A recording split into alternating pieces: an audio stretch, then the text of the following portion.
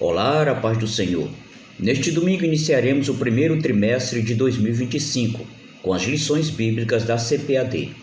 O tema deste trimestre é Em Defesa da Fé Cristã, combatendo as antigas heresias que se apresentam com nova aparência. O comentarista deste trimestre é o pastor Ezequias Soares. A primeira lição tem como tema Quando as heresias ameaçam a unidade da igreja. A leitura bíblica em classe está em Atos capítulos 20, versículo 28 a 31, 1 Pedro capítulo 3, dos versículos 15 a 16 e 2 Pedro capítulo 2, dos versículos de 1 a 3. A palavra-chave é heresia e vamos abordar nesta lição as ameaças dos lobos vorazes. O que é apologética? O que são heresias?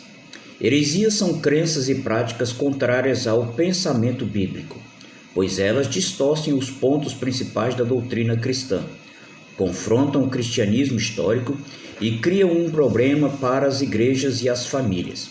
As heresias das atualidades são as mesmas da antiguidade, mas com uma roupagem nova, que foram rejeitadas pelos apóstolos e primeiros cristãos, pois nada há novo debaixo do sol. Eclesiastes 1, versículo 9. O presente trimestre tem por objetivo mostrar o referencial doutrinário da fé cristã, levando-o a reconhecer de longe as heresias. Esta primeira lição é um estudo sobre o problema das heresias nas igrejas e a nossa responsabilidade na defesa da fé.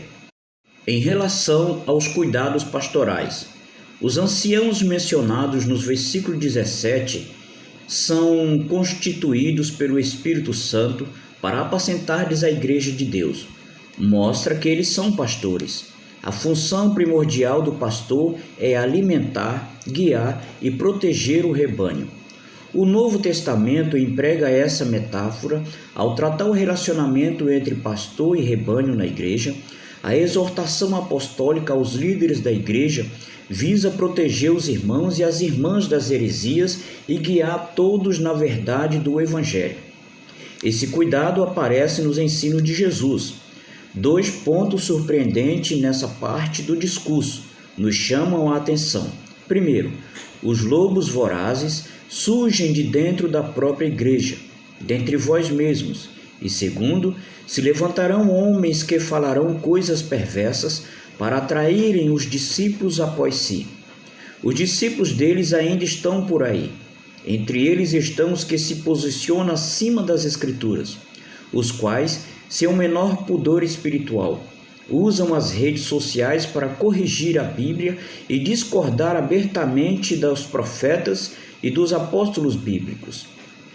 Tais pessoas consideram seus discursos modernos e a mensagem da Bíblia desatualizada. Em razão disso, oferecem um novo evangelho.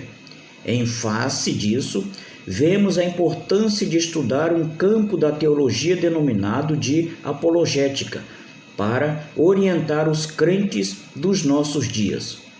O segredo da coragem e sucesso em enfrentar a oposição é santificar a Cristo como Senhor no coração. Isso significa entronizar Cristo no coração como Senhor Supremo, que apesar de inocente sofreu pelos culpados e tem a preeminência em todas as coisas. Reconhecê-lo como santo, confiar plenamente nas suas sábias providências com toda a sinceridade e amá-lo com um amor inspirado por uma teologia correta que cobre a sua morte, com significado expiatório. Sempre devemos estar preparados para enfrentar a zombaria dos críticos e a investigação honesta daqueles que buscam a verdade. Pedro pode ter se lembrado daquela noite amarga em que negou a Cristo. A apologética cristã é a defesa lógica e racional da fé cristã e de suas práticas doutrinárias. O termo vem do substantivo grego apologia, que literalmente significa defesa, resposta. O termo grego traduzido por responder, em preparados para responder com mansidão. Em 1 Pedro capítulo 3, versículo 15, é apologia. Numa tradução literal é sempre preparados para uma defesa. A versão bíblica chamada de Nova Versão Transformadora emprega o verbo explicar, assim, sempre preparados para explicá-la. A apologética mostra que o cristianismo é racional. Os dados da revelação podem ser explicados de maneira metódica e sistemática, portanto, aceitável. Jesus diz que devemos amar a Deus de todo o nosso coração e de todo o nosso entendimento. Isso ensina que devemos amar a Deus por completo, com o corpo, as emoções e o intelecto. Por que devemos combater as heresias? Para defesa própria. Os cristãos devem estar informados daquilo que os vários grupos ensinam e saber a forma de refutá-los biblicamente. Para ajudar os outros na compreensão da própria fé, principalmente os que rejeitam pontos fundamentais da fé cristã, e muitas vezes de forma inconsciente, pois sabemos que existem muitas pessoas sinceras, as quais buscam servir a Deus e precisam conhecer a sua palavra. Os apóstolos responderam aos opositores da fé cristã e lançaram a base da nossa teologia. Todos os escritos do Novo Testamento mostram essa luta acirrada contra as falsas doutrinas. É, pois, tarefa da igreja atual batalhar pela fé que uma vez foi dada aos santos. Finalizamos com a seguinte pergunta para reflexão: estamos a fazer pela verdade o que esses agentes da heresia fazem pela mentira?